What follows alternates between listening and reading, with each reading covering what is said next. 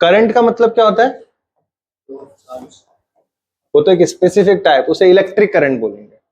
तूने करंट का एक टाइप दे दिया, चार्ज फ्लो कर रहा है तो कैसी करंट है? इलेक्ट्रिक करंट है। वाटर फ्लो कर रहा है तो वाटर की करंट है, स्ट्रीम की करंट है। यहाँ पे करंट इलेक्ट्रिसिटी मतलब, अब पूरा बात तूने सही कही, जब इसमें शब्द क्या आ जाएगा? इलेक्ट्रिसिटी। तो किसका फ्लो की बात करेंगे हम? इलेक्ट्रॉन्स के फ्लो। समझ में आ गया? इलेक्ट्रॉन के फ्लो से क्या प्रोड्यूस होती है? Electricity. This is known as a current electricity. यही टॉपिक है। देखो एक चीज है, सबसे पहले हेडिंग डालो ड्रिफ्ट वेलोसिटी। सबसे इंपॉर्टेंट चीज है ड्रिफ्ट वेलोसिटी। आपको एक अलग नजरिया दिखेगा, जो आपने छोटी क्लास में पढ़ा था ना, उससे कुछ अलग तरीके से हम पढ़ेंगे। उसी चीज को थोड़ा डिटेल्ड में पढ़ेंगे, और इलेक्ट्रोस्टैटिक में यूज होने वाली चीजों को भी यहाँ पे मैं डिस्कशन करवा दूंगा। तो ड्रिफ्ट वेलोसिटी को समझते हैं। जैसे मान लो एक बैटरी है, इस बैटरी में आपने वायर कनेक्ट कर दिया, इस बैटरी को कनेक्ट कर दिया। अब हम इसकी स्टडी करेंगे कि वायर के अंदर क्या हो रहा होगा। जैसे इसको बैटरी से कनेक्ट, ठीक है, बैटरी मतलब आपने क्या अप्लाई किया है? Potential difference, that is voltage. और आपको पता है वोल्टेज जहां जहां होगा वो क्या क्रिएट करता है? Electric field. वोल्टेज क्या क्रिएट करता है? Electric field. पोटेंशियल डिफरेंस से क्या प्रोड्यूस होता है? Electric field. ध्यान से देखो, वायर का ना कुछ हिस्सा मैं जूम करके आपको पढ़ाता हूँ। ये वाला हिस्सा मान लो मैंने वायर का जूम कर दिया, ठीक है, तो कुछ ऐसा इसका स्ट्रक्चर आपको दिखेगा। ये पतला सा सिलेंडर है, अगर मैं इसको जूम करता जाऊंगा तो ये कैसा हो जाएगा? ये ब्रॉड होता जाएगा ना। तो मैंने इतना जूम कर दिया, ठीक है। उस सेक्शन की स्टडी कर रहा हूं। हालांकि ये वायर जो चौड़ा कर रखा है, मेरा चौड़ाई सेम है, लेंथ तो अलग अलग होगी लेकिन थिकनेस सेम है, ठीक है। वो जूम कर दिया बस। अब क्या होगा देखो, जैसे ही आपने पोटेंशियल लगाया, तो पोटेंशियल लगाने से पॉजिटिव है तो यहाँ पे पॉजिटिव पोटेंशियल होगा, और यहाँ पे इससे क्या सेटअप हो जाएगा बेटा? एक इलेक्ट्रिक फील्ड होगा, नहीं होगा? बैटरी का काम ही क्या है? पोटेंशियल डिफरेंस बनाना, जिससे कि इलेक्ट्रिक फील्ड बनता है। एक इलेक्ट्रिक फील्ड बनेगा वायर की दोनों तरफ, और इलेक्ट्रिक फील्ड की डायरेक्शन किधर की ओर है? पॉजिटिव चार्ज से नेगेटिव चार्ज। ये सब जानते ही हैं, इलेक्ट्रिक फील्ड की डायरेक्शन हमेशा कहां होती है? पॉजिटिव से नेगेटिव की ओर। ये इलेक्ट्रिक फील्ड बन गया। इसको दिखाएंगे हम किससे? ई नॉट, ठीक है। ये इलेक्ट्रिक फील्ड सेटअप हो गया वायर के दोनों कोनों पे। अब क्योंकि इलेक्ट्रिक फील्ड बन गया, तो इलेक्ट्रिक फील्ड क्या लगाता है बच्चों? एक फोर्स लगाता है। Electric field always create a electric force on charges. कितना करता है? F equals to Q into E, यही होता है वो फोर्स। और Q क्या है यहाँ पे? वायर के अंदर फ्री चार्ज कौन से होते हैं? इलेक्ट्रॉन्स। तो Q की जगह क्या लिखोगे? माइनस E इंटू, समझ में आया? माइनस साइन क्या बता रहा है? माइनस साइन ये बता रहा है जो इलेक्ट्रिक फील्ड की डायरेक्शन है, फोर्स उसके अपोजिट डायरेक्शन में लग रहा है। याद रखना, अगर नेगेटिव चार्ज है तो उस पर फोर्स इलेक्ट्रिक फील्ड के अपोजिट लगता है, पढ़ाया था ये। और पॉजिटिव चार्ज है तो उस पर फोर्स इलेक्ट्रिक फील्ड की तरफ लगेगा। अब इलेक्ट्रॉन पे चार्ज क्या होता है? नेगेटिव, इसलिए इलेक्ट्रॉन पे फोर्स किधर लगेगा? फील्ड के अपोजिट। तो फील्ड है आपका लेफ्ट टू राइट, तो इलेक्ट्रॉन किधर की ओर जाएंगे? राइट टू लेफ्ट, ठीक है। ये माइनस साइन को कैसे पढ़ोगे? देखो, direction of force on a electron is opposite to the direction of electric field. यानी अब इलेक्ट्रॉन किधर की ओर जाएंगे? इस वायर के पीछे की ओर। लेकिन होता क्या है ना, देखो, मेटल या किसी वायर के अंदर जो फ्री इलेक्ट्रॉन होते हैं, जब वो इधर की ओर जाएंगे ना, तो वो एकदम स्ट्रेट नहीं जाएंगे, रास्ते में वो टकराएंगे एटम से, और टकराने के बाद ड्रिफ्ट कर जाएंगे, सीधा ना जाके थोड़ा मूव कर जाएंगे। तो वही ड्रिफ्टिंग, जहां पे उनकी डायरेक्शन लगातार चेंज होती जा रही है, उसी ड्रिफ्टिंग को हमें पढ़ना है। कभी भी कोई इलेक्ट्रॉन डायरेक्टली ऐसा नहीं हुआ कि यहां से, अभी इलेक्ट्रॉन है वायर के अंदर, इलेक्ट्रिक फील्ड इधर है, तो फोर्स कितना लगेगा इस पे? इधर की ओर लगेगा। तो इलेक्ट्रॉन किधर की ओर जाएगा? इधर की ओर। लेकिन क्या इलेक्ट्रॉन सीधा जाएगा ऐसे? नहीं। इलेक्ट्रॉन जैसे ही इस पे आप इलेक्ट्रिक फील्ड लगाओगे, तो इस इलेक्ट्रॉन पे एक फोर्स लगेगा, और ये फोर्स इधर की ओर लगेगा। लेकिन इलेक्ट्रॉन थोड़ा आगे बढ़ेगा तो किसी ना किसी आइटम से टकरा जाएगा। टकराने के बाद उसकी डायरेक्शन क्या हो जाएगी? चेंज हो जाएगी, राइट। जैसे इसकी डायरेक्शन चेंज हुई, ऊपर कोई ना कोई एटम से फिर टकराएगा, तो फिर इसकी डायरेक्शन क्या हो जाएगी? चेंज हो जाएगी। लेकिन फोर्स तो किधर की ओर लग रहा है? राइट टू लेफ्ट ही लग रहा है। तो इलेक्ट्रॉन अल्टीमेटली जाएगा तो किधर? इधर ही, लेकिन जिग-जैग मोशन करता हुआ जाएगा, क्योंकि लगातार कोलिजन कर रहा है। अगर रास्ता पूरा साफ होता तब तो सीधा चला जाता, लेकिन रास्ते में बहुत सारे एटम्स हैं, उनसे टकराते हुए इसकी डायरेक्शन लगातार क्या हो रही है? चेंज हो रही है। इसके बाद मान लो यहां पहुंचा तो यहां फिर से टकराया और किधर मुड़ गया? इधर, लेकिन अल्टीमेटली फोर्स इधर है तो डायरेक्शन तो इधर ही की ओर है, पर भटकता हुआ जा रहा है। इसके बाद ऊपर गया, फिर टकराया होगा तो यहां चला गया, समझ रहे हो आप बात। फिर ऐसे ही इधर गया होगा, फिर इधर, फिर फाइनली ऐसे। अरे बात समझ आ गई। तो इलेक्ट्रॉन कैसा मोशन करता है वायर के अंदर? जिगजैग मोशन, रैंडम मोशन कर रहा होता है, और लगातार कोलाइड भी करता जा रहा है। लगातार इसमें क्या होते जा रहे हैं? कोलिजन्स भी होते जा रहे हैं। क्या बात समझ में आ गई? यानी कि किसी भी वायर के अंदर इलेक्ट्रॉन स्ट्रेट पाथ में मूव नहीं करता है। इसका मतलब सर जब जब ये टकरा रहा होगा तब तक इसकी वेलोसिटी भी बदल रही होगी। तो जो टकराई वेलोसिटी 0 हो गई होगी, फिर बढ़ गई होगी, फिर अलग अलग अलग अलग, क्या पता अलग डिस्टेंस में टकरा रहा है, तो हमें नहीं पता कब कैसे टकरा रहा है, तो इसकी वेलोसिटी हर बार क्या होगी? अलग अलग आएगी, चेंज होती जा रही है इसकी वेलोसिटी। मान लेते हैं कि यहाँ पे वेलोसिटी v1 थी, तो यहाँ कितनी हो जाएगी? v2, फिर यहाँ कितनी हो जाएगी? v3, फिर यहाँ v4, v5, ऐसे क्या हो रही है इसकी हर एक इंस्टेंट में इसकी वेलोसिटी क्या होती जा रही है? चेंज होते जा रही है। हर छोटे छोटे छोटे छोटे टाइम में इसकी वेलोसिटी बदलती जा रही है, क्योंकि हर बार ये टकराता जा रहा है। तो वेलोसिटी कांस्टेंट थोड़ी ना रहेगी, कम होगी, फिर बढ़ेगी, ज्यादा कम बदलती जाएगी। तो आप बता सकते हो इलेक्ट्रॉन की एक वेलोसिटी जो फिक्स है। अगर मैं पूछूं what is the velocity of electron, तो आप बोलोगे सर v1, तब तक तो v2 हो जाएगी वेलोसिटी। जब v2 बता रहे हो तब तक v3 हो जाएगी, क्योंकि धीरे धीरे थोड़ी चल रहा है, बहुत तेज चल रहा है, तो इसकी वेलोसिटी तो बहुत छोटे टाइम इंटरवल में पता नहीं कितनी बार बदल जा रही है। तो आप कोई भी एक वेलोसिटी बता सकते हो इन इलेक्ट्रॉन की मूवमेंट की? नहीं बता सकते, ये तो बहुत वेरी कर रही है। इसलिए हम इस वेलोसिटी का एवरेज निकाल देते हैं। क्या निकाल देते हैं?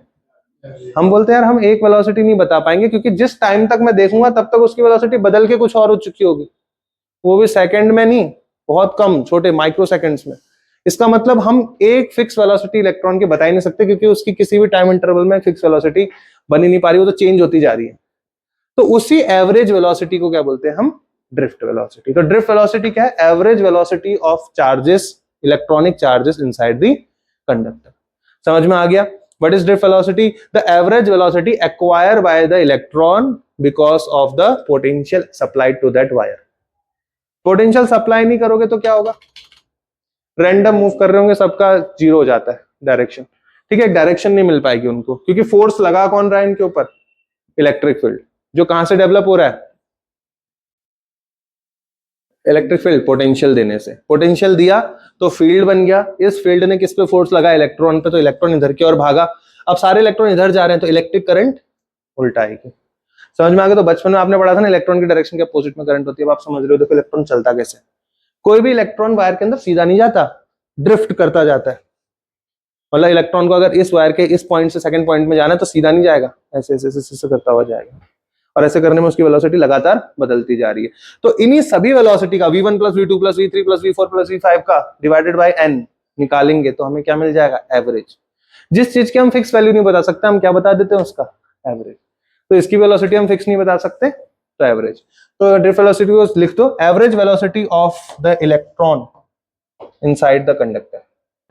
कंडक्टर में फ्री इलेक्ट्रॉन्स की जो औसत या एवरेज होगा उसी को हम क्या बोलेंगे? Drift velocity. इसका फॉर्मूला बनाएंगे आज की क्लास में। जब ये इलेक्ट्रॉन इस पोजीशन से यहां जा रहा है तब कुछ टाइम भी लग रहा होगा, यहां से यहां टकरा है, कुछ टाइम लगा होगा, फिर दोबारा यहां जाएगा तो फिर टकराने का टाइम दूसरा होगा, वेलोसिटी अलग है, टाइम भी अलग हो जाएगा, फिर यहां भी टाइम बदल जाएगा, यहां भी टाइम बदल जाएगा, यहां भी टकरा। यानी दो सक्सेसिव कोलिजन में टाइम भी क्या होता जा रहा है? अलग अलग आता जा रहा है, क्योंकि अलग अलग वेलोसिटी से टकरा रहा है। जब वेलोसिटी ज्यादा है तो टाइम कम होगा, जब वेलोसिटी कम हो जा रही है टाइम ज्यादा लग रहा होगा, तो टाइम भी क्या हो रहा होगा? इसका चेंज हो रहा होगा। यानी इस हर दो सक्सेसिव कोलिजन पे इसका टाइम भी बदल रहा है, हर एक कोलिजन में इसका टाइम बदल रहा है, तो उस टाइम का भी क्या ले लेंगे हम? एवरेज ले लेंगे। उसी एवरेज टाइम को हम रिलैक्सेशन टाइम बोलेंगे। समझ में आया? जैसे कि यहाँ पे वेलोसिटी v1 है तो टाइम कितना लगा होगा? मान लो t1। वेलोसिटी v2 है तो टाइम कितना लगा होगा? t2। वेलोसिटी v3 है तो टाइम कितना लगा होगा? t3। समझ रहे हो ना मेरी बात में क्या कह रहा हूं? ऐसे ही सो ऑन, बना लो इसको। अच्छा, इन इलेक्ट्रॉन पे फोर्स कितना लग रहा है? F इक्वल्स टू QE, और चार्ज कौन सा है बेटा? इलेक्ट्रॉनिक चार्ज है, इसलिए माइनस ही आ गया। इलेक्ट्रॉन पे चार्ज कितना? माइनस। वेक्टर फॉर्म में दिखाया इसलिए साइन दिखाने की जरूरत पड़ेगी। ठीक है। अच्छा, अगर इलेक्ट्रॉन की वेलोसिटी बदल रही है तो इलेक्ट्रॉन क्या कर रहा है? एसेलरेट कर रहा है। वेलोसिटी बदल रही है, change in velocity upon time क्या होता है? एक्सेलरेशन। यानी इलेक्ट्रॉन एक्सेलरेट कर रहा है। एक्सेलरेशन का फॉर्मूला क्या होता है? एक तो ये भी होता है, और फोर्स के टर्म्स में क्या होता है एक्सेलरेशन का formula? F equals to ma, Newton second law of motion, है ना, सुना है? F equals to m into a। तो अगर F इक्वल्स टू ma है तो a कितना हो जाएगा? F upon m। a कितना हो जाएगा बच्चों? F अपॉन, ये क्या है? एक्सेलरेशन है इलेक्ट्रॉन्स का। फोर्स पहले ही निकाल दिया आपने, क्या? माइनस ई। तो इसकी वैल्यू यहां रख देंगे क्या? तो एक्सेलरेशन कितना हो जाएगा बच्चों इलेक्ट्रॉन्स का? माइनस ई अपॉन, माइनस का साइन लगा रखा है तो फिर इसमें वो भी लगा देना वेक्टर। एक्सेलरेशन एक वेक्टर क्वांटिटी और इलेक्ट्रिक फील्ड भी एक वेक्टर क्वांटिटी है। इसका मतलब क्या सूर्या समझा? The direction of acceleration is opposite to the direction of electric field. अगर इलेक्ट्रिक फील्ड इधर है तो एक्सेलरेट किधर की ओर कर रहा है? अपोजिट। समझ में आ गया ना? इसलिए माइनस साइन आता है। तो ये आ गया एक्सेलरेशन जो कौन क्रिएट कर रहा है? Electric field. किस पे कर रहा है? इलेक्ट्रॉन्स पे। क्लियर हो गया? और अभी जो आपने मुझे एक एक्सेलरेशन का एक और फॉर्मूला बताया था, क्या? Change in velocity upon time, उसको भी यूज करेंगे। सोचो, जब ये इलेक्ट्रॉन एक्सेलरेट कर रहा है तो उसकी वेलोसिटी चेंज हो रही है, फिर टकराने के बाद वेलोसिटी बदल रही है, बदलती जा रही है, चेंज होती जा रही है लगातार, और टाइम भी क्या होता जा रहा है? लगातार चेंज हो रहा है। यानी हर दो सक्सेसिव कोलिजन का जो एवरेज टाइम है उसको क्या बोलेंगे? Relaxation time. तो इसी के नीचे छोटा सा लिखो रिलैक्सेशन टाइम, उसको समझा देते हैं। इसको टाउ से डिनोट करते हैं। दो सक्सेसिव कोलिजन का जो एवरेज टाइम होता है, के बीच का जो एवरेज टाइम इंटरवल होता है, उसी को क्या बोलते हैं बेटा? रिलैक्सेशन टाइम, जिसको हम किससे नोट करते हैं? टाउ से। ठीक है ना? अच्छा, आपने खुद बताया था अभी मुझे थोड़ी देर पहले कि सर एक्सेलरेशन का एक फॉर्मूला होता है माइनस ई अपॉन एम। इसके अलावा एक्सेलरेशन का फॉर्मूला पता चल गया ना? Minus E upon M. क्या आपको एक और फॉर्मूला पता है एक्सेलरेशन का? आप खुद बताओगे सर एक्सेलरेशन का एक और फॉर्मूला होता है, क्या? Change in velocity. याद है? बोलो, change in velocity upon time, time interval, है ना? चेंज जो टाइम में होता है डेल्टा टी, तो टाइम। अच्छा मुझे बताओ, चेंज इन वेलोसिटी मतलब शुरुआत में कितनी वेलोसिटी होगी इलेक्ट्रॉन की? 0। और फाइनली कितनी अचीव कर रहा है इलेक्ट्रॉन वेलोसिटी? अब हम एक वेलोसिटी तो नहीं बता सकते, तो एवरेज मान लेंगे, और उसी एवरेज वेलोसिटी को क्या बोलते थे हम? Drift velocity. तो जो फाइनल वेलोसिटी इलेक्ट्रॉन गेन कर रहा है वो तो वेरी कर रही है बार बार, तो उस वेलोसिटी को हम क्या मान लेते हैं? वीडी। ये एवरेज वेलोसिटी। समझ में आ गया? तो हम क्या करेंगे? Final velocity minus initial velocity upon time. समझ में आ गया ना? क्लियर है सभी को ऑनलाइन? तो चेंज इन वेलोसिटी को क्या लिख सकते हैं बेटा हम? Delta we. और चेंज इन टाइम को क्या लिख सकते हैं? Delta T. तो एक्सेलरेशन क्या हो जाएगा? Delta V upon, delta V मतलब final velocity minus initial. Final velocity कितनी गेन कर ले रहा है इलेक्ट्रॉन? अब एक वेलोसिटी तो बोल नहीं सकता कि v1 गेन कर ली, v2 कर ली, तो हम क्या बोल देंगे? एवरेज कर ली। उसी एवरेज वेलोसिटी को तो क्या बोलते हैं हम? vd। फाइनल वेलोसिटी कितनी होगी भाई? इतनी सारी है, किसको लोगे? तो किसको ले लो, और एवरेज ही क्या होता है? vd। तो फाइनल वेलोसिटी क्या हो गई बेटा? vd। और इनिशियल क्या थी? 0 अपॉन टाइम को किससे नोट करते हैं? टाउ से, रिलैक्सेशन टाइम, टाउ से। तो एक्सेलरेशन फाइनली कितना आ गया? vd अपॉन, क्लियर हो गई बात? तो एक्सेलरेशन क्या आ गया? vd upon tau. और आपको vd का ही फॉर्मूला बनाना था, ड्रिफ्ट वेलोसिटी का ही फॉर्मूला बनाना था। एक्सेलरेशन आप पहले से निकाल चुके हो, क्या है? Minus E upon M. तो एक्सेलरेशन की जगह क्या रख दोगे आप? Minus E upon M. तो देखो इस वैल्यू को आप यहां रख दो एक्सेलरेशन की जगह, तो बताओ क्या बनेगा फॉर्मूला? ए की जगह क्या आ जाएगा बच्चों? Minus E vector upon M equals to, acceleration किसके बराबर आ गया? vd upon tau. तो vd कितना आ जाएगा बेटा यहां से? vd कितना आ जाएगा? ड्रिफ्ट वेलोसिटी है तो ये भी वेक्टर होगा।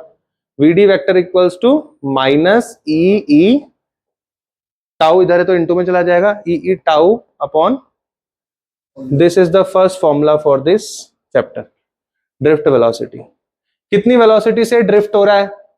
तो कितनी वेलोसिटी से हो रहा है? इलेक्ट्रॉन का charge into applied electric field upon mass of electron into relaxation time.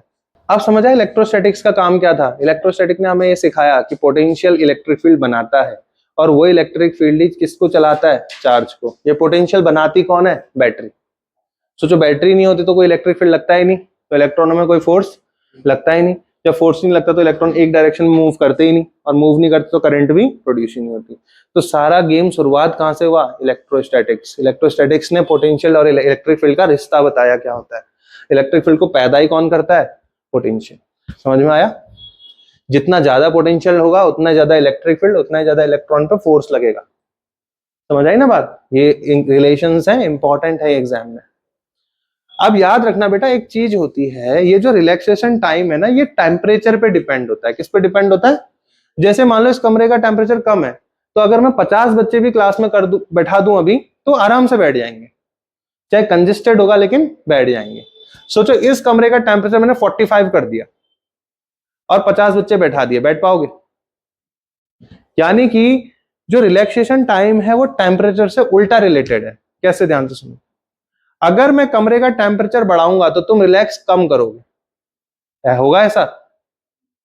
तुम इलेक्ट्रॉन समझ लो क्लास में जितने खुद बैठे हो खुद को। अब मैं कमरे का टेम्परेचर बढ़ाऊंगा तो तुम रिलैक्स कम करोगे, तुम्हारा रिलैक्सेशन टाइम क्या हो जाएगा? कम। और अगर टेम्परेचर कम करता जाऊंगा तो तुम्हारा रिलैक्सेशन टाइम बढ़ जाएगा। समझ में आ गई? तुम आराम से रिलैक्स होके जाओगे बाहर। तो इनका रिलेशन क्या है? इनवर्सली। समझ में आ गया? यानी जो रिलैक्सेशन टाइम है वो टेम्परेचर के इनवर्सली प्रोपोर्शनल है। यानी अगर मैं टेम्परेचर को बढ़ाऊंगा तो रिलैक्सेशन टाइम क्या हो जाएगा? कम। समझ में आ गई ना बात? और टेम्परेचर घटाऊंगा तो रिलैक्सेशन टाइम बढ़ जाएगा, यानी ज्यादा देर तक रिलैक्सेशन होगा। समझ में आ गई? तो लिख लो, tau is inversely proportional to temperature. The relaxation time, T temperature है, टाउ क्या है यहाँ पे? रिलैक्सेशन। हेडिंग लिखो, इलेक्ट्रॉन मोबिलिटी। इलेक्ट्रॉन मोबिलिटी, इसको म्यू से दिखाते हैं। Electron mobility. अच्छा, किसने बाइक की सर्विस कराई है, स्कूटी की कभी? उसमें मोबिल ऑयल डलता है, वो क्या करता है? काम क्या उसका? स्मूथ, फ्रिक्शन कम कर देगा पार्ट्स के बीच में, ताकि पार्ट इजीली मूव कर सके, डैमेज ना हो। हाँ वही, मतलब इंजन प्रॉपर काम करे, मोबाइल रहे। मोबिलिटी शब्द का मतलब क्या है? Work smoothly. अच्छा, इलेक्ट्रॉन की मोबिलिटी मतलब किसी कंडक्टर के अंदर से कि इलेक्ट्रॉन कितना इजीली मूव कर पा रहा है, उसको क्या बोलोगे? उसकी मोबिलिटी। समझ में आ गया? इसका एक्सप्रेशन या फॉर्मूला क्या होता है? ड्रिफ्ट वेलोसिटी पर unit electric field. Drift velocity divided by electric field, उससे क्या मिलता है आपको? मोबिलिटी। कोई डेरिवेशन तो नहीं है इसका, बट आपको पता होना चाहिए। म्यू क्या होता है बेटा? Drift velocity divided by electric field. लिख लो, mobility is defined as the drift velocity acquired per unit electric field. Per unit, ठीक है। अच्छा, ड्रिफ्ट वेलोसिटी का फॉर्मूला क्या होता है? अभी अभी बताया था, क्या होता है? Minus E tau upon M, और नीचे पहले से क्या है यहाँ पे? ई। तो ई से ई क्या हो जाएगा बच्चे? तो मोबिलिटी का फॉर्मूला और एक्सपेंड करेंगे तो क्या बच जाएगा? म्यू इक्वल्स टू कितना रह जाएगा ये? Minus E tau upon, T नहीं बेटा, tau, minus E tau upon M. समझ में आ गया? अच्छा, मोबिलिटी का क्या आप वो बता सकते हो? ऐसा यूनिट निकालना तो जरा, व्हाट विल बी द ऐसा यूनिट ऑफ मोबिलिटी? सीधे यहां से निकाल सकते हो आप। इलेक्ट्रिक फील्ड क्या होता है? इससे मत निकालो, इससे मुश्किल होगा, इससे निकालो। ड्रिफ्ट वेलोसिटी है, वेलोसिटी की यूनिट क्या होती है? और इलेक्ट्रिक फील्ड की यूनिट, इलेक्ट्रिक फील्ड क्या होता है? Voltage upon distance. याद है इलेक्ट्रिक फील्ड का फॉर्मूला क्या होता है? वहां से बनाओ तो जरा। वेलोसिटी है वीडी, वेलोसिटी की यूनिट मीटर पर सेकेंड। और इलेक्ट्रिक फील्ड क्या होता है बेटा? कल पढ़ा, कैपेसिटर वाले चैप्टर में बहुत पढ़ाई, equals to V by D. Voltage की यूनिट वी और डी की यूनिट मीटर, डिस्टेंस मीटर में होती है। तो इलेक्ट्रिक फील्ड होता है वोल्ट पर मीटर, और वीडी क्या होता है? मीटर पर सेकेंड। जरा यहाँ वैल्यू रखना, देखो, mu equals to metre upon second, metre पर सेकेंड को मीटर अपॉन सेकेंड तो लिखोगे। और इलेक्ट्रिक फील्ड की क्या है? वोल्ट पर मीटर। ये इससे इंटू हो जाएगा, metre square upon volt second. Paper में पूछेगा। वैसे तो जिसका दिमाग चलता है वो तो निकाल ही लेगा, पर रटना है तो रट भी लो, रटने की जरूरत है नहीं। पर पता होना चाहिए, वहां निकालने मत बैठना। 1 मार्क्स क्वेश्चन में निकालने लगोगे तो फिर क्या फायदा, इतना तो पता ही होना चाहिए। बार बार कर करके तुम्हें यूनिट्स याद हो जाएंगी।